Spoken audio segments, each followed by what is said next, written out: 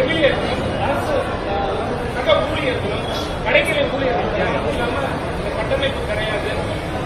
எல்லாத்தையும் இல்லத்தனமா நம்ம பார்த்தோம்னா எந்த வைத்தியமும் யாருக்கும் கொடுக்கறது செட் ஆகாது. மக்கள் மனசுல நம்பிக்கையை விதைக்கிறது மக்கள் கையில தான் இருக்கு. இந்த இடத்துல ஒரு காமன் மேனுக்கு நன்றியை சொல்ல நாங்க எல்லாமே நன்றியை சொல்ல கடமைப்பட்டிருக்கோம். அந்த டாக்டர் வந்து உயிரோட இருக்காருன்னா அங்க இருக்கிற ஒரு சாதாரண மனிதர் குத்தப்போன அந்த அக்யூஸ்ட எடுத்து பக்கத்துல இருந்த கம்பியால அடிச்சதுனாலதான் கத்தியை கீழே போட்டாங்க.